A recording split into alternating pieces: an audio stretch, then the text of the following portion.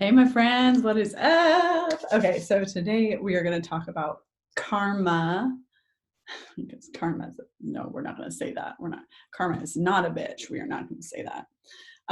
Well, part of this is if you haven't been following me for a while, and this is kind of a new development in my life, I am going back to school, or I'm in school currently to get my PhD in natural medicine. The school that I'm going to, all of their ideology is based in quantum physics and energy medicine, and it is literally right up my alley. I did not know a school like this existed, and it's mind-blowing the way that my mind is starting to work and put things together, and it's just so good. So anyways, that being said, I had this aha moment about karma and this download that I was like, I need to share with you guys. So the way that karma works. So if you are not familiar with karma, which I feel like if you're listening to this podcast, you for sure are, but we're going to cover our bases. So karma says essentially, when you think about it, is the actions that you take and all of their repercussions. Pretty simple, right? When you think about it in that general sense. But when you look at it as the evolution of your spirit, your soul, your electromagnetic field, your consciousness, there is something very, very interesting. And I talk about this a lot with clients, because a lot of people come to me to do healing work, and there's always an element of parents and what happened in your childhood and things like that, which, of course, they are the first people who ever conditioned you. They are the first people to ever impress upon you and imprint ideas, belief systems, all of those things. Do you think that those particular things are by chance? What's interesting is when you, I was having this moment that we were talking, I can't remember what we were talking about in class, but basically the evolution of your electromagnetic field and vibrations and things like that you hold on to, and what that looks like in your physical body, how that affects certain organs. And we were talking about people that you hear all these stories, right? I feel like you see it a lot. It's really common, especially if they do a documentary on, a basketball player or something like that, and they talk about the hard life that kind of they had growing up and the people that believed in them and gave them a chance and things like that. Do you think they would have gotten those same chances if they were born into a very wealthy family? Okay. If they were born into a really dogmatic religion, if they had really emotionally stable parents, if they didn't have to learn to be creative and kind of this ingenuity that has a tendency to happen when you have no other choice. Do you think that would have happened? They would have had the same exposure, the same experiences, the same opportunities? No. Here's the thing with karma is your spirit, your soul, your consciousness that travels from incarnation to incarnation. It takes basically all of this knowledge, and this is kind of being proven more and more with epigenetics and other studies, is that there have been, what is the book? I want to say, I'm going to try and remember it for you real quick. But there's this book where children are saying crazy things, right? And they're like, oh, I feel like I'm drowning, or I always feel like, this or that. And they're like, I feel like somebody is always stabbing me. I feel like somebody's always hurting me, right? They have these really random recollections, and they're like 4 or 5 years old, right? Really not old enough. They're from homes that their parents are clearly aware, because these kids are telling them, hey, this is what's going on. So communication is there. It's not that they're, being left by themselves to just, watch really abusive TV shows and that's where it's coming from. It's not coming from imagination. At this point, the exposure is not there for that. And they're telling their parents, this is how I feel, this is what it. So the book is called Children Who Remember Previous Lives by Ian Stevenson. And it talks about, there was actually somebody, I don't know if it's in this book or it might be in another one, where there has actually been a boy, and there's been several accounts of this, where they remember really specific things. They remember locations, they remember things like that. So this boy remembered his being killed by somebody. They took the boy back to the city that he remembered. He's like, this is it. Mind you, very, very young. I think no more than like 8 years old. And then he was describing, so they went around to the people and he was describing the person. And they're like, oh yeah, the guy was still alive. The guy was still alive.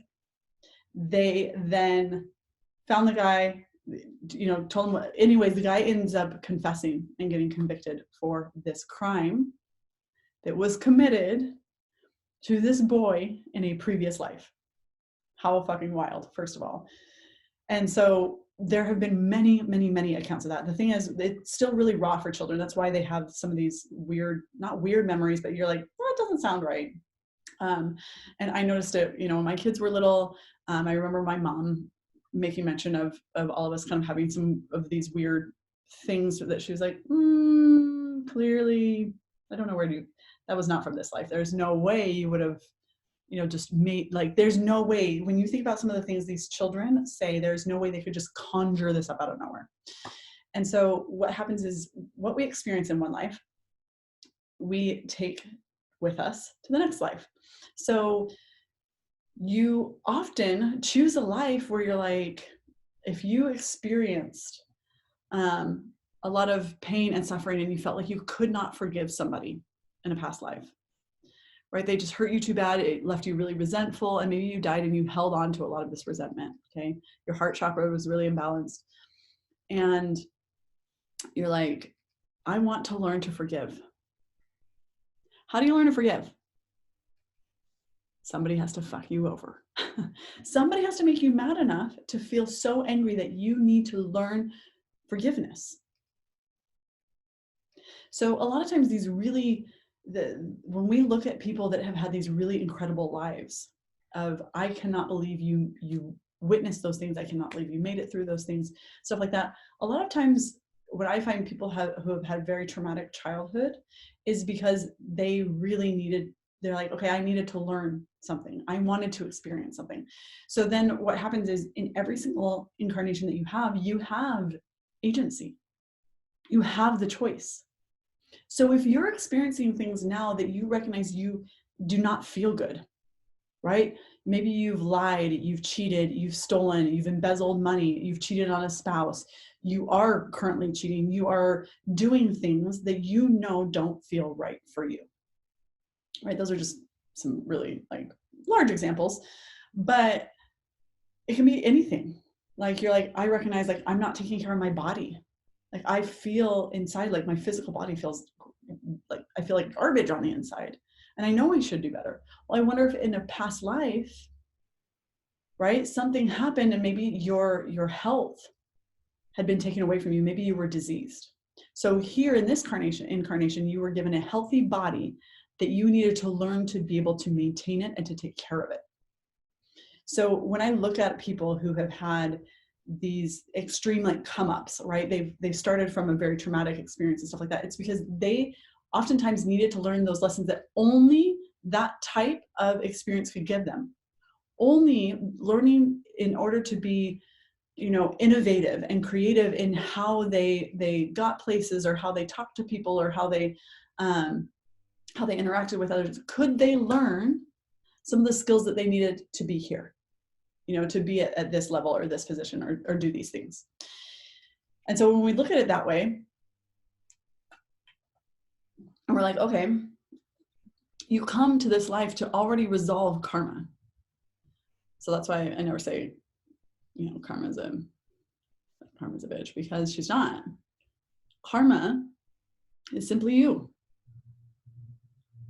Karma is the opportunity for learning.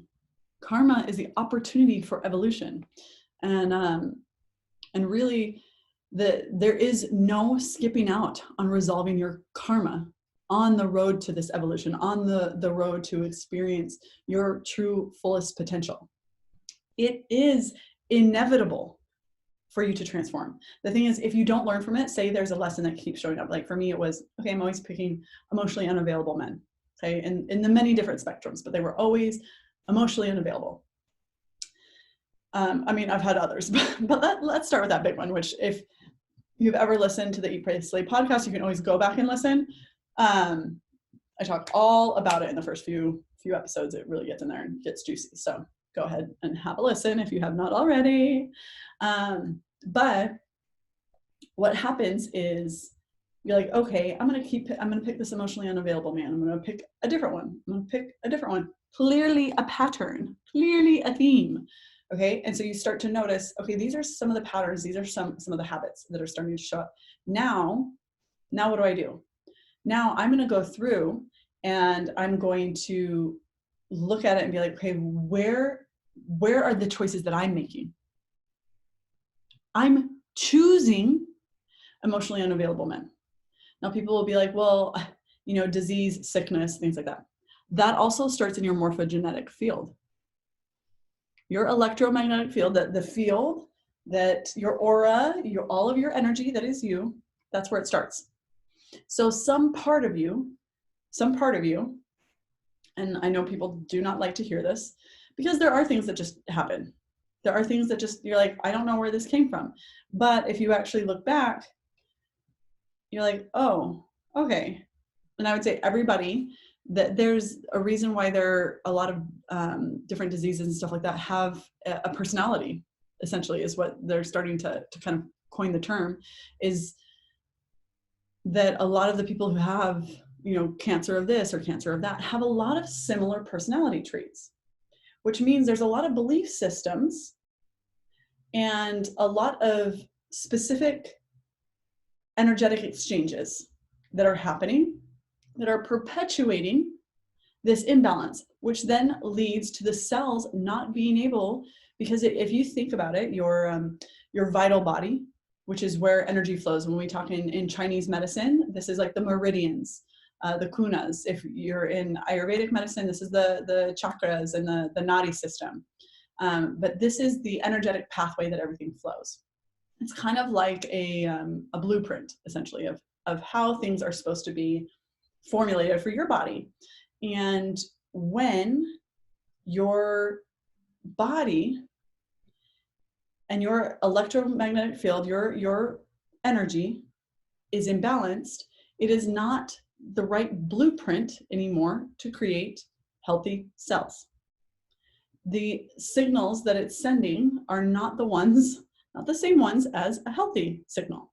And it comes from somewhere. It comes from the vital body, which feeds the physical body, which is fed by the mental body, which is filled by the collective consciousness, and so on. So it goes further back.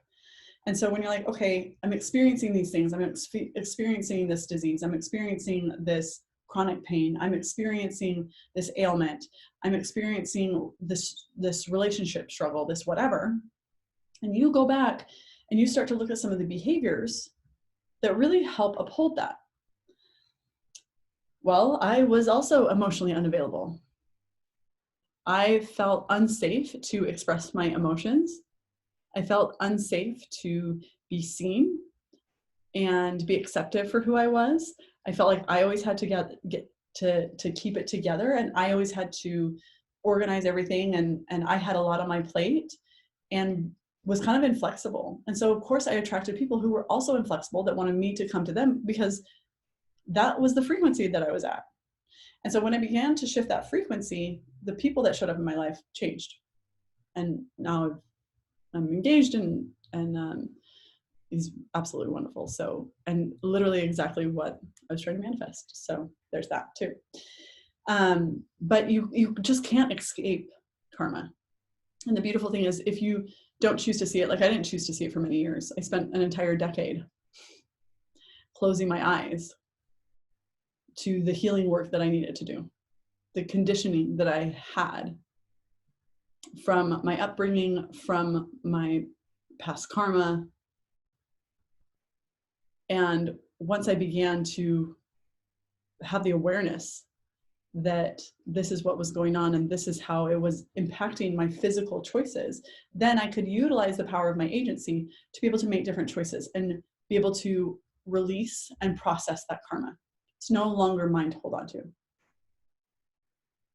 Right? The problem is when you make one small choice and that choice begins by just something small, but then you're like, oh, okay, that felt okay.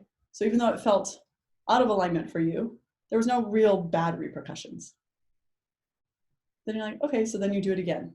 And then it becomes kind of this habit and pattern and behavior. So then it's a little bit more solidified, a little harder to work through. So the things that are harder to work through have usually been there longer. Then you have the kind of third layer of it is it literally becomes kind of a part of something that you're going to manifest in the next life, that you have ingrained it so far into it's no longer just a habit, it is the way that you live. It is the way that you live, it is the way you interact with yourself, with others. And now it begins to manifest some of the karmic choices for that. And those can be initially good, right? Initially it can be like, okay, well, I'm gonna make it easy. I don't want to be difficult, so I don't want to say anything. I'm not going to voice my opinion. And then it becomes where you feel like, okay, people are I'm always giving. I'm always the person to be the ride. I'm always the person to pick up the check. I'm always the person to, volunteer, but I don't say anything. So now this is kind of becoming a habit, right? People are constantly like, oh, she'll do it. She'll do it. She'll do it. And then what happens is then it starts to manifest as things that have ailments that have to do with the heart chakra. You are over giving. So a lot of times this is, breast cancer. This is different things that have to do with the heart. A lot of rounding of the shoulders, chronic shoulder pain, things like that. And that's really when you're like, okay, it literally just becomes the way that you live. And so think about that. All of those little choices lead up to that, right? And it feels really solidified. And so in the next life, right, in the next incarnation, so say it did manifest as breast cancer and it ended up taking your life, God forbid. But let's say you're like, I just don't understand, and stuff like that. So here you have breast cancer. What do you think happens when you have an ailment, something like that? All of a sudden, there's lots of caretakers. You can't do as much. You need to accept help. So all of these other times when you were very much overgiving, you are now forced to take the help. Well, that could start to offset some things, right? You could choose to accept that help. If you choose not to accept that help, what do you think happens? Continues to hold on to you. It literally becomes, again, part of your consciousness, part of your spirit. Energetically, okay, next incarnation, you're like, okay, I need to learn to ask for help. I need to learn to ask for help. So in the next incarnation, you may be born into a life where you're like, okay, my mom and my dad are very, very absent. I'm going hungry, blah, blah, blah. I need to learn to ask for help from the school because I don't have any food. Okay, I need to learn to ask for help from my friends to get around. I need to learn to be self-reliant, but also be able to receive compliments, to receive help, to receive guidance. Right, so I'm not so reactive, so I don't overgive. So it's interesting how karma works because karma and agency go hand in hand. But you cannot evolve your soul. You cannot evolve in consciousness and not resolve karma. They go hand in hand. So I would start to look at some of the themes that are maybe in your life, some of the consistent struggles, and that's really how I started my healing journey and how when a lot of people start to see me, where they're at is they're becoming aware that something is off, something is a problem, and I don't know how to fix it. I recognize it's not a lot of times it's not something like, cancer or something like that. And they're like, no, I need energy healing. No, a lot of times it starts smaller. A lot of times it can be, I've had people that do have diseases and physical ailments that they're like, okay, I need something else. Because they recognize that they're not experiencing their full potential. They don't feel like they have this vitality and this zest for life. And they're like, well, how How do I tap back into that? One of the ways is resolving your karma, choosing differently. It's one of the most powerful things in the evolution of your soul. And it's debatable of how many souls experiences you have, how many incarnations you have to enlightenment. Some people say 8, some people say 800. It varies. But what is I know to be true, because I've done not only lots of healing work, but also I've done past life regressions, things like that, that what we carry with us, and sometimes some of the things that we can't explain, have a reason. And so if you looked at everything as a lesson, what will it teach you? And this is a lot of my prompts in all of my podcasts, in all of my videos, things like that, is to get curious as to what, if you looked at everything as a lesson, what could it be teaching you? And looking at it as an opportunity, as a chance. Looking at things that happen, you're like, okay, maybe you're having a little bit of a rough spell. That truly can be like, okay, what do I need to learn? Do I need to stick up for myself? Do I need to learn to ask for what I need? Maybe you feel like you're, at work, you're like, I have been working my ass off and I haven't got promoted. I don't understand. Well, have you asked? Maybe this is your lesson, that you need to speak up and ask for what you need. So start to look at all of the things that happen into your life. This is where it does require some silence, some stillness, some slowing down, so you can actually get curious and be able to listen, be able to receive the information of what do you need for your highest evolution. What do you need? If you love this, please, please, please take a screenshot of you listening, share it with your friends. The more people that we can help heal, the more people that can resolve a lot of the stuck issues, their karma, their trauma, all of those things will really help all of us evolve as a species. It will help us heal each other. We really do heal in community. So being able to share that with other people, being able to share your transformation allows your light to shine, allows you to be this beacon for somebody else to see that it's possible for them too. You'll live a life that is wildly beyond your imagination. I literally have manifested everything that I truly, when I really put my mind to it, when I've gotten clear about what I wanted, and when I've worked through the trauma, the limiting beliefs, the conditioning that has held me back from having it, I've been able to manifest it. You can do those things too. So if you love this, please share it. It does a huge deal for somebody else in their life. You never know who needs to hear this message. So I love you all. Cheers.